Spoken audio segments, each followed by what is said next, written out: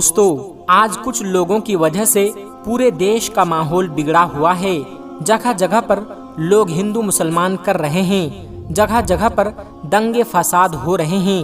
हाल ही में आपने हरियाणा के मेवात के नूह में देखा और सुना भी होगा कि किस तरह से वहां का माहौल बिगड़ा हुआ था। ऐसे बिगड़े हुए माहौल में हम आपको दो ऐसे वाक़यात बताने जा रहे हैं जिसको सुनकर आप समझ जाएंगे कि ना तो सारे हिंदू बुरे होते हैं और ना ही सारे मुसलमान बुरे होते हैं। सिर्फ कुछ लोग बुरे होते हैं जो अपने फ़ायदे के लिए ऐसा कराते हैं। ये दोनों वाक़या यकीनन आपके दिलों से नफ़रत को मिटा देंगे। इसलिए आज की ये वीडियो आप सभी के लिए बहुत ही ज़्यादा ख़ास है। आप हिंदू हो या मुसलमान, आप इस वीडियो को आखिर तक ज़रूर देखें। और अगर आपको यह लगे कि ये वीडियो हिंदू और मुसलमान को एक करने में मददगार साबित हो सकता है तो आप इस वीडियो को दिल से एक लाइक करें और मेहरबानी करके इसे शेयर भी कर दें ताकि और भी लोगों के पास ये वीडियो पहुंच जाए। तो चलिए शुरू करते हैं। दोस्तों, पहला जो वाक़या है यह है इलाहाबाद की रहने वाली एक लड़की जिसका नाम आरती था। आरती लखनऊ में रहकर अपनी पढ़ाई पूरी कर रही थी। आरती उस दिन अपने घर इलाहाबाद जाने वाली थी, मगर उसी दिन उसके किसी फ्रेंड के घर में कोई पार्टी थी। इसलिए उसने सोचा कि पहले मैं अपने फ्रेंड के घर पार्टी अटेंड कर लेती हूँ, उसके बाद शाम को अपने घर चली जाऊंगी। बस यही सोचकर उसने अपना रिजर्वेशन भी करवा लिया। उसके बाद आरती ने पार्टी अटेंड की और फिर शाम को वो सीधी अपनी फ्रेंड के घर से निकली और रेलवे स्टेशन पर पहुंच गई और जाकर ट्रेन में अपनी सीट पर बैठ गई। आरती का रिजर्वेशन जिस बोगी में था उसमें लगभग सभी लड़के ही थे जिनके हंसी मजाक आरती को खूब डरा रहे थे। टॉयलेट जाने के बहाने से आरती पूरी बोगी घूम आई थी। मुश्किल से पूरी बोगी में 2 या 3 औरतें रही होगी। यह देखकर आरती डर के मारे कांप रही थी, क्योंकि पहली बार वो रात के वक्त ट्रेन में सफर कर रही थी और वो भी अकेले। इसलिए वो पहले से ही बहुत ज्यादा घबराई हुई थी और अब उसकी बोगी में सारे लड़के ही भरे हुए थे। यह देखकर अब वो और भी ज्यादा डर गई। इसलिए फिर वो खुद को इत्मीनान रखने के लिए अपनी सीट पर बैठी और एक मैगजीन निकालकर पढ़ने लगी। बोगी में लड़कों का एक झुंड था जो शायद किसी कैंप में या किसी पिकनिक पे जा रहा था और लड़कों का हंसी मजाक और उनकी बातों ने आरती को और भी ज्यादा डरा दिया था। आरती के डर और खौफ के बीच रात धीरे धीरे गुजरने लगी, मगर आरती अभी भी कांप रही थी। यह देखकर अचानक सामने की सीट पर बैठे लड़के ने कहा कि हेलो, मेरा नाम अनिल है और आप तो डर के मारे पीली पड़ चुकी हो। तो आरती ने धीरे से कहा जी। तो लड़का समझ गया और वो कहने लगा जी कोई बात नहीं, अगर आप अपना नाम बताना नहीं चाहती है तो मत बताइए, मगर वैसे आप जा कहाँ रही हो। तो आरती ने धीरे से कहा कि इलाहाबाद। इतना सुनते ही लड़के ने कहा कि क्या इलाहाबाद? अरे वाह, वो तो मेरे नानी का घर है, इस रिश्ते से तो आप मेरी बहन लगी। खुश होते हुए अनिल ने कहा। फिर इलाहाबाद की अनगिनत बातें वो बताता रहा कि उसके नाना जी काफी नामी इंसान हैं, उसके दोनों मामा सेना में ऊंचे पद पर हैं। इस तरह से वो नई पुरानी बातें करने लगा। आरती भी धीरे धीरे नॉर्मल होकर अनिल की बातों में दिलचस्पी लेने लगी और आरती रात भर अनिल जैसे भाई के साए में सोती रह गई। सुबह आरती ने कहा कि लीजिए, आप मेरा पता रख लीजिए, कभी नानी के घर आना हो तो आप हमारे घर भी जरूर आइएगा। तो यह सुनकर लड़के ने कहा कि कौन सा नानी का घर? अरे बहन, वो तो मैंने आपको डरते हुए देखा तो मैं झूठ मूठ के रिश्ते गढ़ने लगा। मैं तो पहले कभी इलाहाबाद आया ही नहीं। यह सुनकर आरती चौंक उठी। तो लड़के ने कहा कि बहन, ऐसा नहीं है कि सभी लड़के बुरे ही होते हैं, कि किसी अकेली लड़की को देखा नहीं कि उसके ऊपर गिद्ध की तरह टूट पड़े। हम में से ही बाप और भाई भी होते हैं। इतना कहकर प्यार से आरती के सर पर हाथ रखकर अनिल मुस्कुराने लगा। आरती अनिल को देखती रही जैसे कि उसका कोई सगा भाई उससे विदा ले रहा हो। आरती की आंखों में आंसू आ गए थे। तभी जाते जाते अनिल ने आरती से कहा कि हाँ बहन, मेरा नाम अनिल नहीं है, میرا نام احمد ہے۔ یہ سن کر آرتی اور بھی زیادہ حیران ہو اٹھی۔ تو دوستو، یہ تو ہوئی ایک مسلم لڑکے کی بات۔ اب آپ کو ایک مسلم لڑکے کا ایک اور واقعہ بتاتے ہیں، جس کو سن کر بھی آپ کا دل خوش ہو جائے گا اور آپ کے دل سے نفرت ختم ہو جائے گی۔ دوستو، اب ہم آپ کو جو واقعہ بتانے والے ہیں، یہ واقعہ گجرات دنگے کا بتایا جاتا ہے۔ کہا جاتا ہے کہ 27 فروری 2002 کو دن کے وقت ایک ٹرین میں آگ لگنے کی وجہ سے ہندو مسلمانوں کے بیچ میں لڑائی شروع ہو گئی تھی، جو رات تک بڑھتے بڑھتے بہت زیادہ بڑھ گئی تھی۔ پھر رات کے وقت میں لوگ ٹولیوں کی شکل میں سڑکوں پر گھومنے لگے اور بے قصور لوگوں پر حملہ کرنے لگے۔ اسی رات گجرات کے احمد آباد شہر میں ایک ہندو لڑکی اپنے گھر جا رہی تھی۔ اسی بیچ اس نے دیکھا کہ سامنے سے سینکڑوں کی تعداد میں لوگ اپنے ہاتھوں میں تلوار لیے اور شور شرابہ کرتے ہوئے آ رہے ہیں۔ یہ دیکھ کر وہ ہندو لڑکی بہت گھبرا گئی اور ادھر ادھر بھاگنے لگی۔ وہ بہت سے گھروں کے دروازے پر گئی، مگر ایسے حالات میں کسی نے بھی اپنے گھر کا دروازہ نہیں کھولا۔ ایسے میں وہ لڑکی بہت زیادہ ڈر گئی تھی۔ پھر وہ بھاگتے بھاگتے ہڑبڑاہٹ میں ایک مسجد میں داخل ہو گئی، یعنی کہ پھر وہ دھوکے سے ایک مسجد میں گھس گئی اور ایک کونے میں چھپ کر کھڑی ہو گئی۔ مسجد میں داخل ہونے کے بعد اس ہندو لڑکی نے دیکھا کہ مسجد کے دوسرے کونے میں ایک نوجوان مولوی بیٹھا ہوا قرآن پاک کی تلاوت کر رہا ہے، یعنی کہ ایک چراغ کی روشنی میں ایک مولانا قرآن پڑھ رہا ہے۔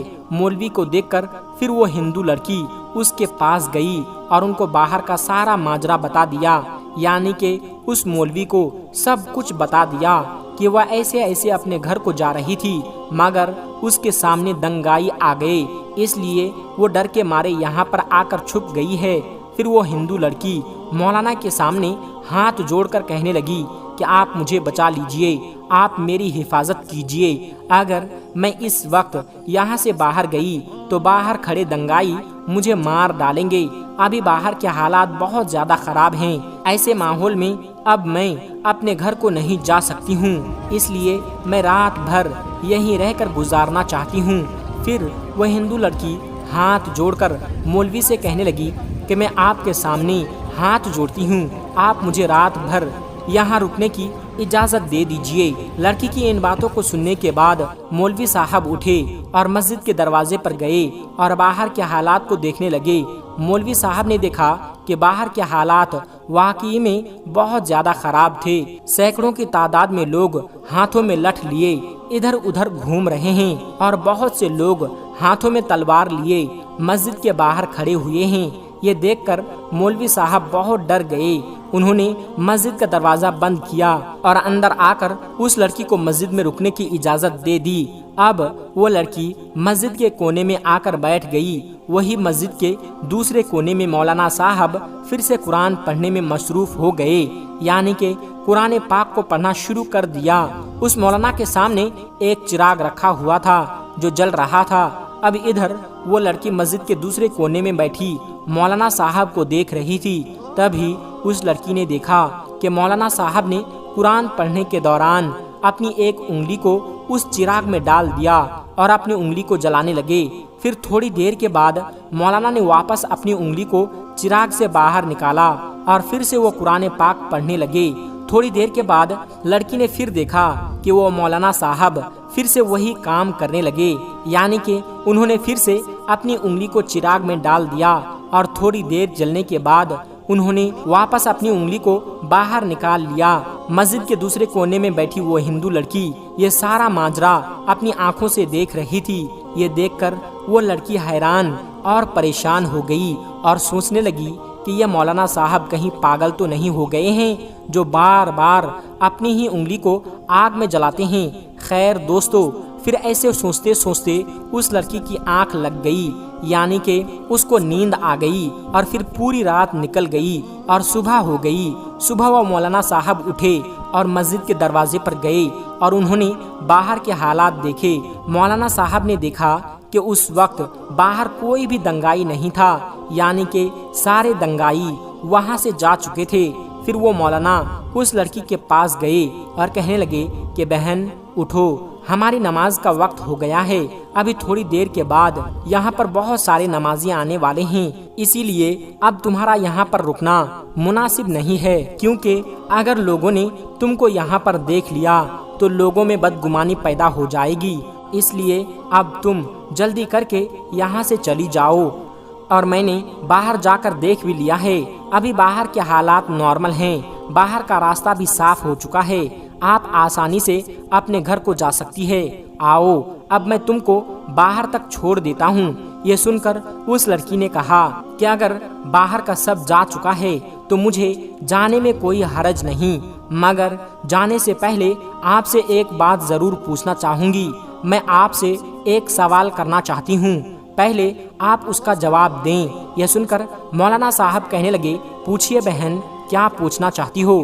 تو وہ کہنے لگی کہ مولانا صاحب آپ یہ بتائیے کہ آپ رات بھر اپنی انگلی کو چراغ میں جلانے کی کوشش کیوں کر رہے تھے؟ یہ سن کر مولانا صاحب کہنے لگے، بہن اس بارے میں نہ ہی پوچھو تو اچھا ہے، کیونکہ یہ میرا ذاتی معاملہ ہے، اس لیے میں اس کے بارے میں آپ کو کچھ نہیں بتا سکتا۔ تو یہ سن کر وہ لڑکی کہنے لگی کہ جب تک آپ مجھے اس کے بارے میں نہیں بتائیں گے تب تک میں یہاں سے واپس نہیں جاؤں گی۔ اس لیے پھر مولانا صاحب کو اس کے بارے میں مجبوراً بتانا پڑا۔ پھر وہ مولوی صاحب کہنے لگے، دیکھو بہن بات دراصل یہ ہے کہ جب تم رات کے وقت یہاں پر آئی تھی تو تمہاری خوبصورتی کو دیکھ کر شیطان نے مجھ کو بہکانا شروع کر دیا تھا، اس لیے پھر میرے دل میں نفسیاتی خواہشات ابھرنے لگے تھے، یعنی کہ تم کو دیکھ کر میرے دماغ میں غلط اور گندے خیال آنے لگے تھے اور وہ مجھ کو بے چین کرنے لگے تھے، اس لیے فوراً میرے دل نے مجھ سے کہا کہ اگر تم برا کام کرو گے، اگر تم غلط کام کرو گے تو کل قیامت کے دن تمہیں جہنم کی آگ میں جلنا پڑے گا، جو اس دنیا کی آگ سے 70 گنا زیادہ بھینکر ہوگی، طاقتور ہوگی، اس لیے پہلے تم اس دنیا کی آگ کا مزہ چکھ لو۔ بس یہی سوچ کر پھر میں نے اپنے دل کی بات کو مانتے ہوئے اپنے جسم کو آگ کے حوالے کر دیا اور اپنے جسم کو آگ کا مزہ چکھانے لگا اور اپنی نفس سے کہنے لگا کہ اگر تجھ میں آگ کی تپش کو برداشت کرنے کی طاقت ہے تو پھر تمہاری مرضی ہے، تم جو چاہو وہ کر لو، اگر تم اس کو برداشت کر سکتے ہو تو پھر تم یہ گناہ کر لو۔ اس لیے رات میں جب بھی میرے دماغ میں غلط اور گندے خیال آئے تب میں نے اپنے نفس کو آگ کے حوالے کر دیا اور نفس کو آگ کا مزہ چکھانے لگا۔ آگ کی تپش دیکھ کر میرے نفس غلط کام کرنے سے رک گئی، ایسے کرتے کرتے ہی میری پوری رات گزر گئی۔ تو دوستو دیکھا آپ نے، نہ ہی سارے ہندو برے ہوتے ہیں اور نہ ہی سارے مسلمان برے ہوتے ہیں، برے کچھ گنے چنے لوگ ہوتے ہیں جن کو بھی برا بنا دیا جاتا ہے، کیونکہ وہ برا بنیں گے تبھی وہ کسی کا فائدہ وہاں پر ہوگا۔ کچھ لوگ ہیں جو اپنے فائدے کے لیے ہندو مسلمان کو لڑوانے کا کام بڑے لیول پر کر رہے ہیں، اسی لیے آپ ایسے لوگوں کی باتوں میں کبھی نہ آئے اور آپس میں سب مل جل کر رہے، اسی میں ہم سب کا فائدہ ہے، ہمارے دیش کا فائدہ ہے۔